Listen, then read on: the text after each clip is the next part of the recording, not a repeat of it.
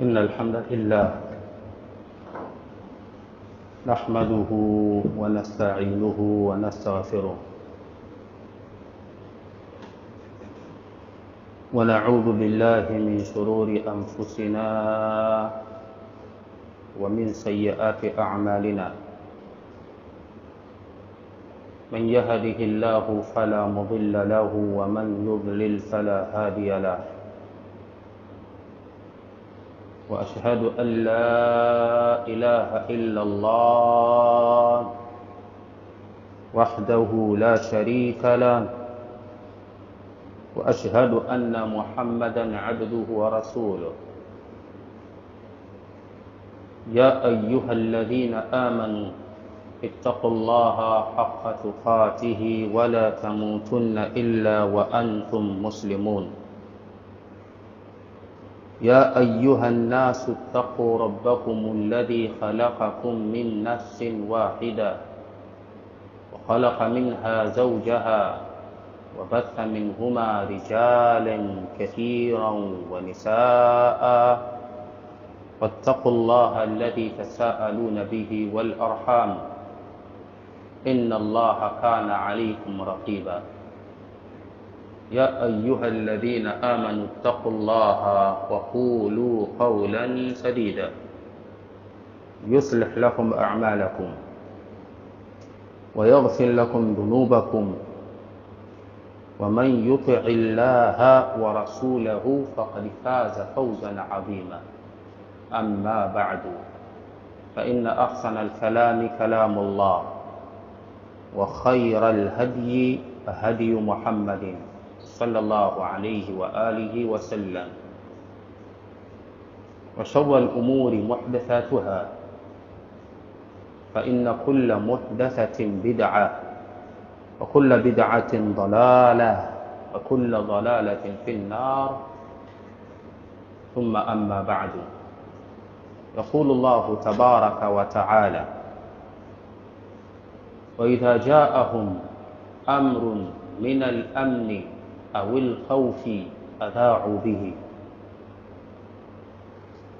ولو ردوه إلى الرسول وإلى أولي الأمر منهم لعلمه الذين يستنبطونه منهم ولولا فضل الله عليكم ورحمته لاتبعتم الشيطان إلا قليلا. وقال الله جل من قائله إن جاءكم فاسق بنبأ فتبينوا أن تصيبوا قوما بجهالة فتصبحوا على ما فعلتم نادمين. هاتان الآيتان هي مقدمة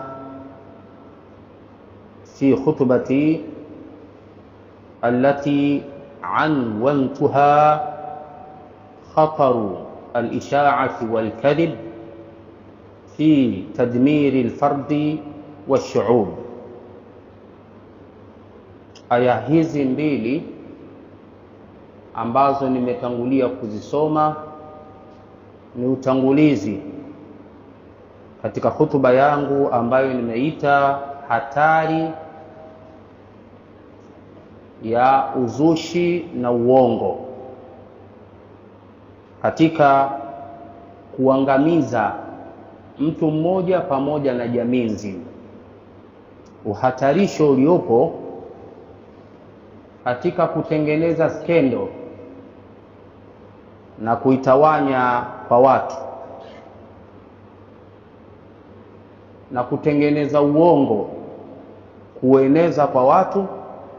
Namna gani mtu mmoja mmoja anaathirika na hali kama hii? Namna gani jamii nzima inaathirika na hali kama hii? Ayyuhal mu'minun, ndugu zangu katika imani,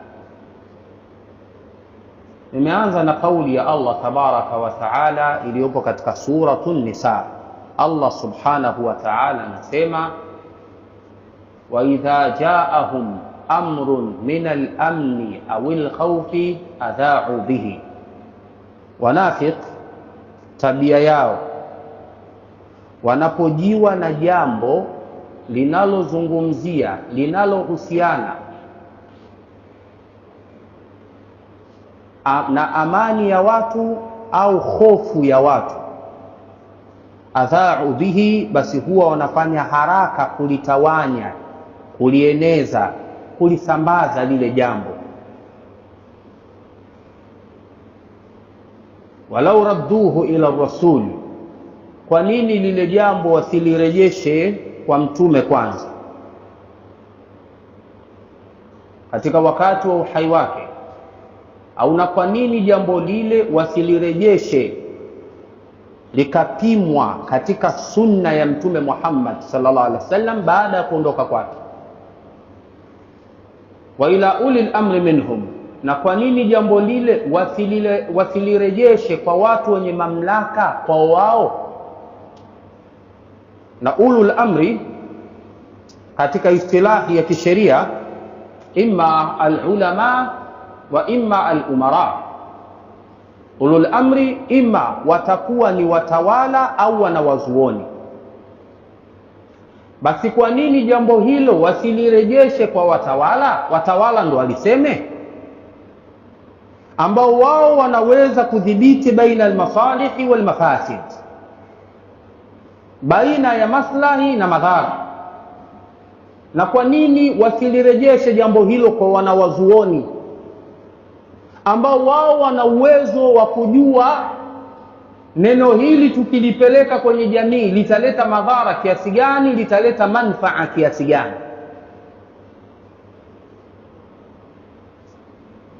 Na kwa siyaki ilivyokuja, walau radduhu ila rasul wa ila ulil amri minhum, aliposema Allah subhanahu wa ta'ala la'alimahu alladhina yastanbitunahu minhum, wangeleta ilmu yenye manfaa wale wenye uwezo wa kuzalisha faida miongoni mwao. Hii ni karina kuonyesha haya mambo yarejeshwa kwa wanawazuoni. Ulil amri hapa yawezekana wakawa ni watawala, yawezekana ikawa ni wanawazuoni, lakini kwa karina ya kusema la'alimahu alladhina yastanbitunahu minhum, hapa inamili zaidi kwa wanawazuoni. Wao ndio wapelekewe mambo yanayozungumzia amani ya jamii au hofu ya jamii, wao ndio wawe wanayatangaza mambo hayo, kwa sababu wao wana asli ya udhibiti wa mambo. Wao hawana mihemko. Lakini inapotokea kivuli kimepinda, kosa lipo kwenye kivuli au kwenye mti uliopinda, kwa sababu kivuli hiki ni kivuli cha mti. Kwa hiyo kero zetu kutokana na kivuli kupinda, tungeangalia ule mti uliopinda, kama kuna uwezekano wa kunyosha kivuli kingetoka kimenyoka. Sasa ikitokea kama wale ambao wanatakiwa wao ndo warejeshewe mambo, wao ndo waseme kuhusiana na amani ya jamii, wao ndio waseme kuhusiana na hofu ya jamii, wao wakawa ndio wanaohitajika kuambiwa, sio wao ndo waseme, wao ndo wanaohitajika kuambiwa, hapo tusilaumu kupinda kwa kivuli, tulaumu kupinda kwa mti unaotoa kivuli hicho. Ikhwani fil iman, Allah tabaraka wa taala katika aya hii anasema walaula fadlullahi alaykum wa rahmatuhu, kama sio vitu viwili katika fadhila za Allah na rehema za Allah zilizopo kwenu nyinyi, kwenye tabia yenu hii ya kukurupuka kueneza mambo ya hofu ya jamii na amani ya jamii, kama sio fadhila za Allah zilizopo juu yenu na rahma yake, lattaba'tumush shaitana illa qalila, mngemfuata sheitani kwa kiasi kikubwa sana, na mngekuwa ni wahanga wa sheitani kwa kiasi kikubwa sana, illa kwa uchache. Ikhwani fil iman, mujtamaa ambao tunaishi nao, yani jamii ambayo tunaishi, lakini mtu mmoja mmoja katika jamii hii, isitoshe kwa upande wa wanandoa kwa mfano, lakini kwa upande wa maofisi kwa mfano, lakini pia katika koo na jamii kwa ujumla wake, ni wahanga wakubwa sana kwenye upande wa ishaat, uzushi, habari zisizokuwa na mashiko. Namna gani zinatikisa mujitamaa, na namna gani jamii inakuwa ni wahanga kutokana na tabia kama hii.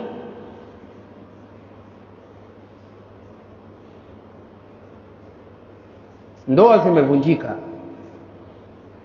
maofisi hayakaliki, nchi inakosa amani, nchi inakosa utulivu, kwa sababu kuna watu hapo kwenye mitandao kazi yao ni kulipua tu. Kila uchao wanalipua jipya, na linalolipuliwa leo afadhali ya lile la jana lililotangulia. Kwa hiyo mtu yoyote ambaye anataamali na mitandao hii hali ya kuwa hana vidhibiti vya habari, anakuwa ni muhanga wa kulipuka moyo wake kila dakika. Ikhwani fil iman, na kwa sababu mitandao ya kijamii imekuwa mingi, inahitaji habari, basi imekuwa kama ni sera ya hiyo mitandao ya jamii kutengeneza skendo ili kupata viewers. Utaona anwani, ukiangalia unasema hii anwani, jambo lililozungumzwa chini ya anwani hii ni zito mno. Moyo unashawishika kufungua ili ujue salama ipo au ndo basi tena. Fungua, alafu kutana nacho utakachokutana nacho humo ndani, utajuta. Na wengineo wanahamaki mpaka wanatukana kweli kweli kwenye zile comments za chini, wanatukana kweli kweli, kaza wewe, tumalizie mbii zetu. Lakini hii yote kutaka kuleta ishaati katika mujtamaa. Nchi hazitatulizana kupitia kwenye njia kama hizi, jamii hazitatulizana kupitia katika njia kama hizi. Basi kama wale ambao wanamiliki mitandao, kwa nini kwa miliki yao mitandao wasizuie watu hawa wakawafungia, ili jamii ibakie salama? Lake, kwa nini wao unakwenda kwenye mitandao kama hiyo bila ya kuwa na udhibiti? Ya ayyuhalladhina amanu, enyi wale ambao mmeamini, in ja'akum fasiqun binaba'in fatabayyanu. Allah anamkhutubia Mtume Muhammad sallallahu alaihi wasallam na masahaba wake, in ja'akum fasiqun binaba'in, atakapokujieni fasiki na habari yoyote. nakratun fi siyaqi al-ithbat yufidu al-umum, in ja'akum fasiqun binaba'in.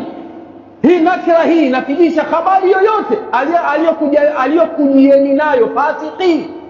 Fatabayanu, msifanye jambo lolote na habari hiyo bila ya kuthibitisha. Sasa hivi kwenye mitandao kuna mtu anaitwa, kwa mfano nataka niseme wazi ili tahadhari yangu ifike, kwenye mitandao kuna mtu anaitwa Habili na Kabili. Nani anamjua? Hivi kuna Mtanzania yote ambaye ashamuona kwa macho yake huyu ni mtu fulani? Sasa anapotokea shetani kutoka baharini, kama alivyotahadharisha hili Mtume Muhammad sallallahu alaihi wasallam, kaja shetani kutoka baharini mbele za watu waumini, anawasimulia kala Rasulullah sallallahu alaihi wasallam. Basi kwa sababu tu kasema kala Rasulullah, hiyo itakuwa ni kweli, hata kama msimuliaji wake ni shetani ambaye baadaye, kwanza kabla hapo baadaye, hakuna mtu anayemjua, katokea tu popo analeta habari, lakini baada ya muda anatoweka, hatujui alikoelekea. Kabili na Habili, hakuna mtu anayemjua na wala hakuna atujui alikotokea, na atapotea kama alivyokuja. Lakini huyu anaelezea mambo yote ya nchi yetu, pamoja na kutengeneza sesheni kwa watu kuhusiana na nchi yetu. Ni nani huyu? Unataamali naye vipi mtu ambaye humjui? in ja'akum fasiqun binaba'in fatabayyanu, ay fatathabbatu. Kakujieni fasiki na habari, basi tafuteni uthibitisho wa habari ile. Allah anasema antusibu qauman bijahala, mnaweza mkawaadhibu watu kwa ujinga, fatusbihu ala ma fa'altum nadimin, ikatokea kwa yale mlioyafanya ya kuadhibu watu bila kuthibitisha mkaanza kujuta, na huko kujuta ni alama njema. Umefanya makosa ukajua umefanya makosa ukajutia makosa yako, alama njema, unaweza ukarekebisha baada ya kuwa unajua umekosea na unajutia.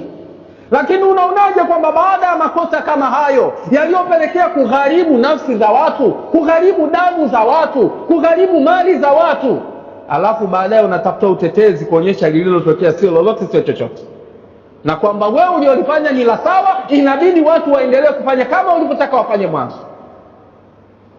an tusibu qauman bijahalatin fatusbihu ala ma fa'altum nadimin. Ayuha almu'minun, ndugu zangu katika imani, Mtume Muhammad sallallahu alaihi wasallam alimtuma mmoja masahaba wake kwenda kukusanya zaka kwa Bani al-Mustaliq. Yule bwana kafika kule, akaangalia mazingira yalivyo, wala hata hakukutana na wale wahusika. Arudi kwa Mtume Muhammad sallallahu alaihi wasallam, anamwambia kwamba Mtume, tumekataliwa zile zaka, wale jamaa Bani al-Mustaliq hawataki kutoa zaka. Mtume sallallahu alaihi wasallam sikaandaa jeshi kwenda kuwapiga wale watu ambao wamejizuilia kutoa zaka kwa ile habari ya mtu mmoja. Na huyu ndo fasik aliyetajwa na Allah katika hii aya. Hiyo ndo sababu nuzuli aya. Huyu ndo fasiki ambaye Allah kasema injaakum fasiqun binaba'in. Sababu yake ni kwamba alitumwa mjumbe kwenda kukusanya zaka. Alipofika kule kachungulia, wala kukutana na wahusika, arudi na habari kwa Mtume sallallahu alaihi wasallam kwamba wale mabwana wamekataa kutoa zaka. Mtume aandaa jeshi kwenda kuwapiga waliokataa kutoa zaka. Wale mabwana kule wamekaa muda mrefu kusubiri mjumbe wa kutoka kwa Mtume sallallahu alaihi wasallam, kwa sababu wakati ambao waliahidiana ushapita.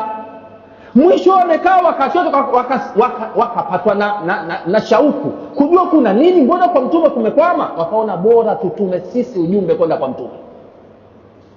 Wanafika Madina, wamkuta Mtume anaandaa jeshi kwenda kuwapiga wao. Inakuwaje hii? Kwani si nimewatumieni mimi mjumbe kuja kwenu kuchukua zaka? Sema Mtume hatujamuona mjumbe, na sisi baada ya kuona muda unakwenda tumeona tuje sisi wenyewe. Allah anashusha aya kwenye Qur'ani, in ja'akum fasiqun binaba'in fatabayyanu an tusibu qauman bijahala.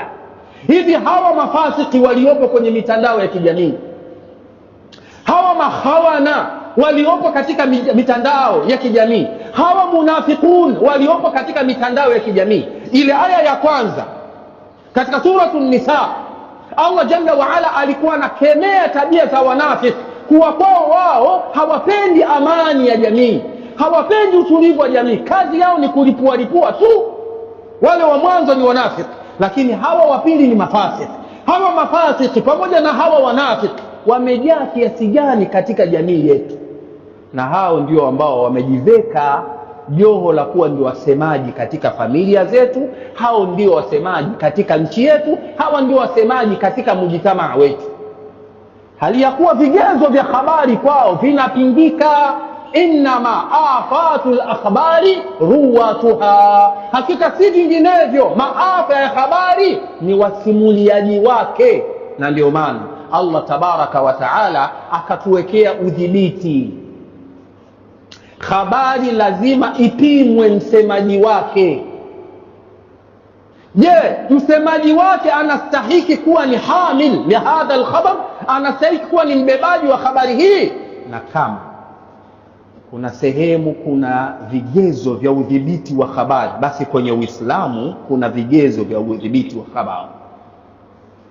Wanasema salafu salih, ilikuwa kama kina Abdullah ibn Abbas na wengineo, ilikuwa idha sami'na qala Rasulullah sallallahu alayhi wa sallam asghaina ilayhi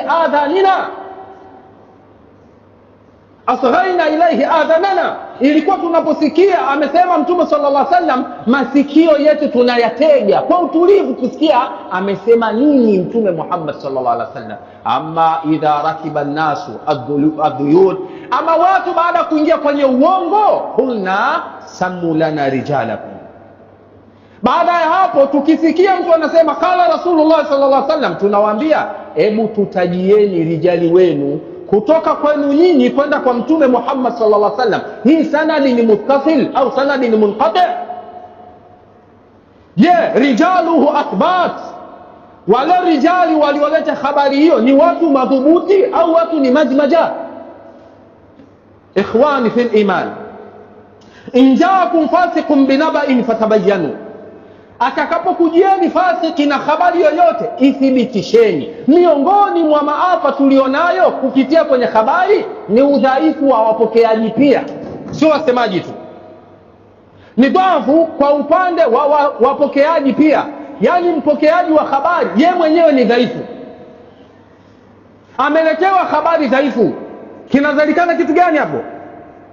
Yani mtu dhaifu kapokea habari dhaifu. Kwa watu wetu nao ni wanyonge mno katika upokeaji wa habari. Yani wao wanapenda zile hamasa zile hamsha zile, na kwa sababu nao pia wana vijimitandao vyao, wanapenda kutupa habari ya uongo ya uzushi ili nao wapate viewers kwenye mitandao ya kijamii. Haujali unaiathiri jamii yako kiasi gani kwa habari hiyo. Ikhwani fil iman, katika nyakati za machafuko, katika nyakati za sintofahamu, katika mazingira ambayo jamii haina umoja, haina utulivu, basi nyakati hizi tahadhari mno na habari. Yani weka kabisa msingi kwamba sasa hivi sitaki kupokea habari yoyote mpaka nitakapoithibitisha, na kama sikuthibitisha habari zote yahtamil. Innama alkhabaru yahtamilu as-sidq wal-kadhib. Alqara'in hiya allati tuaddika ila as-sidq au ila al-kadhib. Habari yote inapokuja ina ihtimali, yawezekana ikawa ni kweli, inawezekana ikawa ni uongo. Zile qarain, zile dalili za nje ndizo ambazo zitakutia nguvu kwamba habari ni ya kweli au ya uongo. Wewe kataa moja kwa moja habari zote unazosikia, kataa mpaka utakapopata uthibitisho, sema hii naikubali kwa sababu ya uthibitisho kadhaa. Bila hivyo hakuna habari. Sasa hivi kuna uzushi, tuna ishaati mbalimbali. Ikhwani fil iman, wametaja baadhi ya wanazuoni wa tafsiri katika tafsiri zao kwenye kauli ya Allah tabaraka wa taala, wama Muhammadun illa rasulun, katika uwanja wa Uhud, wa kusira an-nabiy sallallahu alayhi wa alihi wa sallam rubaiyatu. Mtume alayhi salatu wassalam amekwisha kuvunjwa meno yake manne na Abu Amir al-Fasiq ibn Qami'ah. Anamfata hamilu liwa'i muhajirina wa huwa Mus'ab ibn Umayr, wa yaqulu lahu ya Mus'ab inna Muhammadan qad qutil. Qala wama Muhammadun illa rasulun. Faqata'a yadahu al-yumna famasaka al-liwa'a ala yadihi al-yusra. Ibn Qami'ah anakwenda usoni kwa Mus'ab ibn Umayr ambaye amebeba bendera ya muhajirina kwenye uwanja wa mapambano katika vita vya Uhud. Uso kwa macho anamwambia ya Mus'ab inna Muhammadan qad qutil, ewe Mus'ab, Muhammad ibn Abdullah amekwisha kuuawa. Qala wama Muhammadun illa rasulun. Akajibu huyu sahaba mtukufu ambaye haathiriki na propaganda za watu, hakuwa mtume Muhammad isipokuwa ni mtume. Ibn Qami'ah akakata mkono wake wa kulia kuanzia kwenye kiwiko hapa kwenda chini. Mus'ab ibn Umayr akadaka bendera kwa mkono wake wa kushoto. Anaendelea kuendeleza yale mapambano kwa sababu yeye ni mbebaji wa bendera. Anakuja Ibn Qami'ah mara ya pili usoni kwake, anamwambia ya Mus'ab inna Muhammadan qad qutil, Muhammad kauawa. Anamwambia wama Muhammadun illa rasulun, hakuwa mtume Muhammad isipokuwa mtume tu. Hatupigani kwa sababu ya mtume Muhammad hapa sisi tunapigana kwa lengo la kulinyanyua jina la Allah tabaraka wa taala, litakuna kalimatullahi hiya al-ulya. Angalia thabati ya masahaba katika ishaat kwenye uwanja wa mapambano. Naam, imetengenezwa propaganda ile kwa sababu wanataka kuwatoa mchezoni, kwa sababu ikiwa ndio kiongozi mkuu mtume Muhammad sallallahu alaihi wasallam ameuawa, vita sishaisha tena, jikauawa bado vita inaendelea.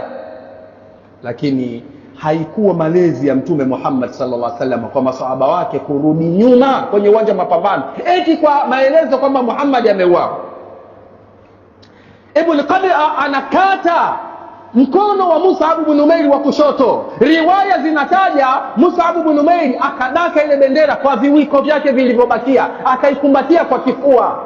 Anajibu, ama Muhammadun illa rasulun qad khalat min qablihi rusul. Qala ba'd al-ulama, ba'd al-mufassirin, ba'd ulama'i al-Qur'an, nazalat hadhihi al-aya bi Mus'ab ibn Umair.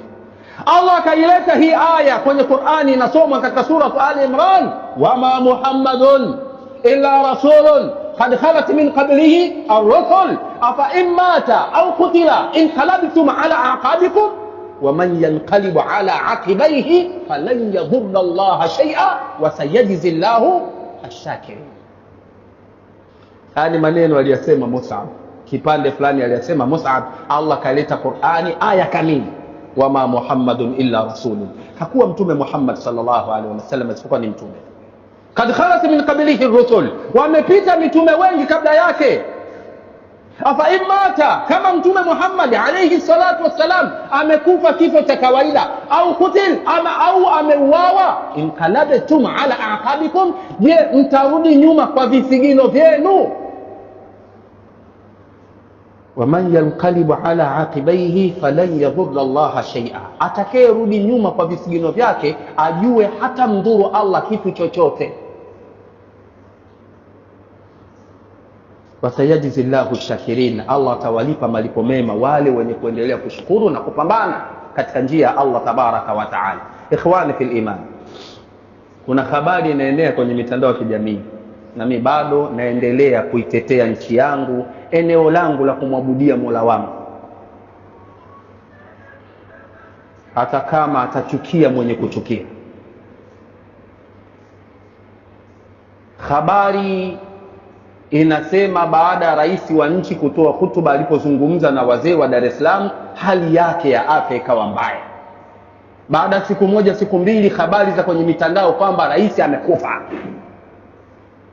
Mimi najibu na wajibia wa Tanzania, wama raisatuna illa raisatun qad qalat min qablihi ar-ru'asa afa in matat au qutilat inqalabna ala aqabina.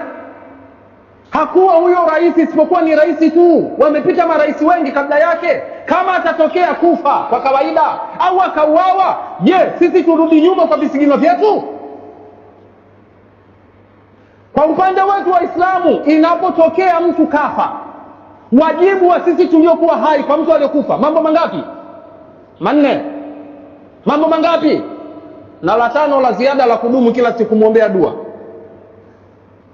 Sawa? Amekufa mtu, tumethibitisha umauti wake, tunamuosha. Huo ndio wajibu wetu wa kisheria. Tunamvesha sanda, jambo la pili. Tunamswalia, jambo la tatu. Na tunakwenda kumzika, jambo la nne. Na la tano la ziada ni kwamba tunaendelea kumwombea dua kila siku, sababu amekufa Muislamu. Muislamu ana haki ya kuombewa dua. Baada ya hapo hatuna dhima yoyote.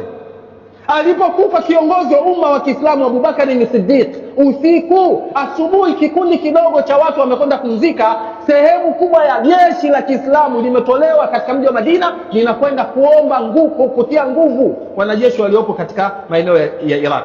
Kina Abu Mas'ud Thaqafi wa kina Muthanna ibn al-Harith wameleta ujumbe katika mji wa Madina, tupo katika hali mbaya, tunaomba msaada wa jeshi. Asubuhi jeshi linakwenda Iraki, watu watatu wanne wanakwenda kumzika Amirul Mu'minin Abubakar as-Siddiq. Haturudi nyuma. Sawa haturudi nyuma. Hata kama mlikusudia kwa propaganda hiyo eti mtawarudisha watu nyuma kwenye mitazamo yao, hakuna kwani yeye ndio wa kwanza kufa? Mbona aliyopita amekufa madarakani? Watu warudi nyuma? Nchi ilitetereka. Kwa hiyo kama mnatengeneza maneno kama haya kutaka kuwatia kalak Watanzania wamerudi katika njia sawa, wapo na amani. Hata wale walioshiriki kwenye maafa yaliyopita wamegundua makosa yao, wapo kitu kimoja, wanaendelea. Kufa kwa kiongozi wa nchi sio kukwama kwa nchi, na nchi inaendelea.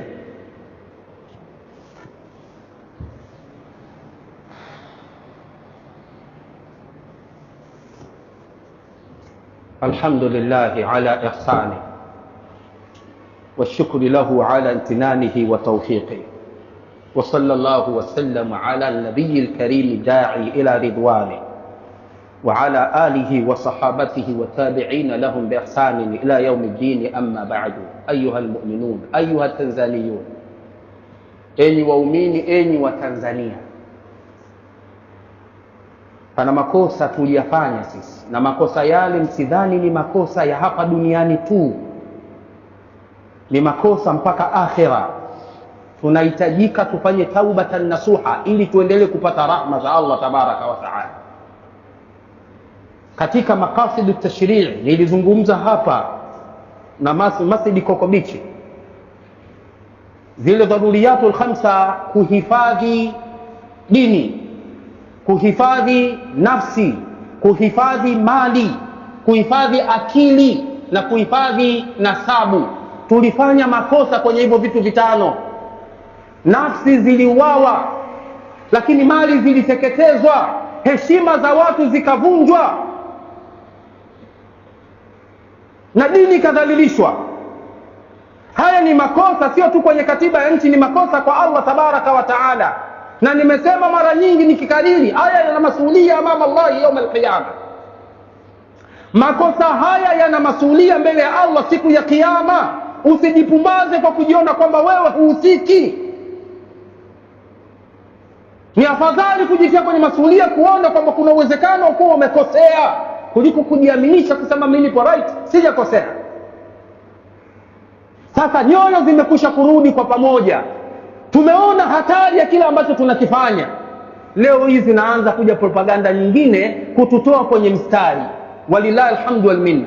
Nipeleke shukrani zangu kwenye vyombo vya ulinzi na usalama, jazahumullahu khairal jazaa.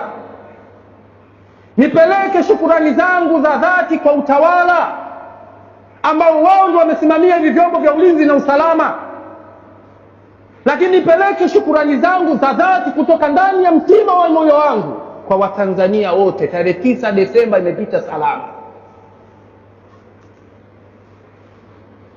mpaka wachukie wale ambao wamekusudia kuendelea kumwaga damu za Watanzania bila sababu, mpaka waelewe wale watu ambao wamekusudia kuharibu mali za Watanzania na kuitikisa amani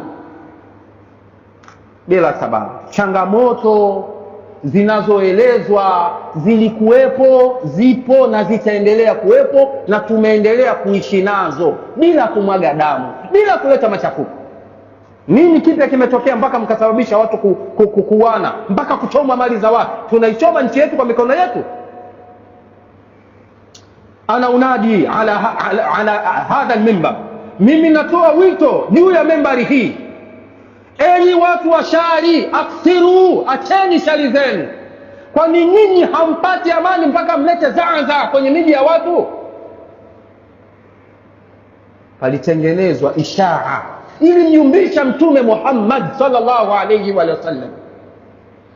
Katika hadithul ifk, tukio la kumtuhumu mke kipenzi wa Mtume Muhammad sallallahu alayhi wa sallam amefanya uchafu wa zinaa, mwaka wa 5 Allah jalla wa ala akaleta Qur'an: innal ladhina ja'u bil ifki usbatun minkum la tahsabuhu sharran lakum bal huwa khairun lakum likulli imri'in minhum maktasaba min al ithm walladhi tawalla kibarahu minhum lahu adhabun alim idh talaqawnahu bi alsinatikum wa taquluna bi afwahikum ma laysa lakum bihi ilm wa tahsabunahu hayyinan wa huwa 'inda Allahi 'azim. Hakika wale ambao wameleta uzushi ni kikundi miongoni mwenu. Msidhani kwamba hiyo ni shari kwenu, bali hiyo ni kheri kwenu. Naam, kwa sababu imebainika maadui zetu ni nani, tumejua watesi wetu ni nani. Hii ni kheri kwetu. la tahsabuhu sharran lakum bal huwa khairun lakum likulli imri'in minhum maktasaba min al-ithm. Kila mmoja miongoni mwao analo fungu lake la madhambi aliyoyachuma, atakayekwenda kusimama nayo mbele ya Allah siku ya kiyama. walladhi tawalla kibarahu minhum lahu adhabun alim. Yule ambaye ameshikia bango uzushi huu akaueneza, hakutaka watu watulizane, huyu amepewa adhabu ya kuumiza yeye peke yake. Mweke hapo, ukitaka Mange Kimambi, ukitaka kumweka Maria Sarungi, ukitaka kumweka Wahabili Sukabili na wale wote wanaowasaidia wao. Walladhi tawalla kibarahu minhum lahu adhabun alim. Kwenye aya hii aliyokusudiwa alikuwa ni Abdullah ibn Ubay ibn Salul, Raasul Munafiqin. Huyu ndio ambaye tawalla kibarahu, huyu ndio ambaye alianzisha ule uzushi wa kusema Aisha amefanya uzinifu. Ma salimat bihi wa masalima biha. Anamuona Ummul Mu'minin Aisha analetwa katika mji wa Madina,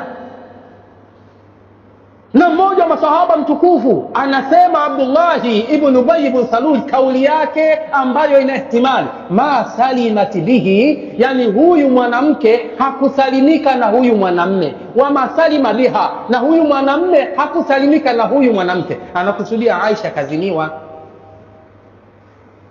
Wewe unaambiwa mke wako kaziniwa na mtu fulani, amani inabakia kwenye moyo wako? Huo ni ugomvi. Tutaniane kwenye yote, tutaniane kwenye wake. Sasa mnaleta zaa katika mjitamaa kwa maneno ya uzushi, mkitaraji kwamba kuna watu ambao ni dhaafu alqulub watawasikilizeni, watavutika na maneno yenu. Hii sio amana, huu sio uaminifu. Na wewe unanufaika nini watu wanapokuwa hawatulizani? Wewe ni shetani. Shetani ndo ambaye hapendi watu watulizani. Wewe ni shetani. Roho yako imekuwa mbaya, una chuki na amani ya watu. Mambo kama haya hayatakiwi kusapotiwa ayuhal mu'minun. Kadhia ya ifki kwa Mtume Muhammad sallallahu alaihi wasallam, pamoja na kuwa ni mtume, ilimyumbisha sana, mpaka Allah alipokuja kuleta uthibitisho huu kwamba hiyo habari ni habari ya uzushi. Muhammad, usishughulishwe nayo. Lakini kuna watu waligharamika pamoja na salaha yao. Wakina Hassan ibn Thabit, sahaba mtukufu wa Mtume Muhammad sallallahu alaihi wasallam, aligharamika kwa sababu haya maneno nayo yalimyumbisha, akasema kama walivyosema kina Abdullah ibn Ubay ibn Salul. Wakina Hamnatu binti Jahsh, mke wake Mus'ab ibn Umair, mdogo wake Zainab binti Jahsh, mke wa Mtume Muhammad sallallahu alaihi wasallam, na ni dada wa sahaba mtukufu Abdullah ibn Jahsh, anaitwa Hamnatu binti Jahsh. Ni katika wale waliopigwa bakora 80 kwa kushajiisha huu uzushi wa kutuhumu heshima ya Mtume Muhammad sallallahu alaihi wasallam. Lakini pia hawa wakina Miswahu ibn Athath hawakusalimika, walitiwa bakora 80. Naam, wale watakaobainika wameshiriki, tukapata uthibitisho usiokuwa na shaka kwamba wameshiriki katika vurugu hizi, kuhamasisha na kumwaga damu za watu, wachukulie hatua za kisheria kwa mujibu wa sheria, ili iwe tahadhari na komesho kwa watu wengine wa fikra kama hizi za kuleta uzushi wa kuleta mvunjiko wa amani na utulivu kwenye mjitama. Ikhwani fil iman, uzushi unaondosha amani katika mjitama. Uzushi unaotesha nifaki katika mjitama. Kuna watu wanapata nifaki, wanakuwa wanafiki kwenye kadhia za uzushi kama huu, kwa kuwa kwao nyoyo zao ni nyepesi kutasarraha katika uzushi na maafa mengine mengi yanayozalikana. Lakini nimalize kutuba yangu kwa kusema, kama mnaleta uzushi wa kuwa rais amekufa, hivi kwa kufa rais mnatuogopesha nini? Mnatutishia nini? Mnataka nini kwetu kwa kutuambia kwamba rais amekufa? Kwa hiyo sisi rais akifa tunakwenda kumzika, na katiba yetu imesheheni maelezo kama ilivyokuwa rais aliyopo madarakani alipokea kijiti akiwa makamu wa rais, baada ya kufa rais aliyotoka akiwa madarakani. Dunia nzima ilistajabu na utulivu wa Tanzania, wamefiwa na rais, hakufinywa hata mtu mmoja. Sasa mnatutisha nini kututangazia rais amekufa? Tutapita kama tulivyopita mwanzo, tena kwa tahadhari kubwa zaidi, sababu tushajua kuna shari ambayo inatutafuta. Kwa leteni uzushi huu, leteni uzushi mwingine, kadhaneni kwenye uzushi. Walillahi alhamdu wal minna, tayari akili za Watanzania zimekwisha kuamka. Nasallallahu tabaraka wa taala أن يلهمنا رشدنا وأن يوفقنا صواب الحجة في الدنيا والآخرة. اللهم يا ربنا من أراد بنا وببلادنا تنزانيا وببلاد المسلمين سوءا فأشغله في نفسه ورد كيده في نحره واجعل تدبيره تدميرا عليه وأخرجنا من بين أيديهم آمنين سالمين برحمتك يا أرحم الراحمين. اللهم يا ربنا إنا نجعلك في نحورهم ونعوذ بك من شرورهم. اللهم اكفنا شرهم وادفع عنا ضرهم. اللهم أخرجنا من بين أيديهم آمنين سالمين واجعل لنا من لدنك وليا واجعل لنا من لدنك نصيرا. سبحانك اللهم بحمدك أشهد أن لا إله إلا أنت أستغفرك وأتوب إليك. وصلى الله وسلم على نبينا محمد وعلى آله وصحابته وسلم والحمد لله رب العالمين وجزاكم الله خيرا.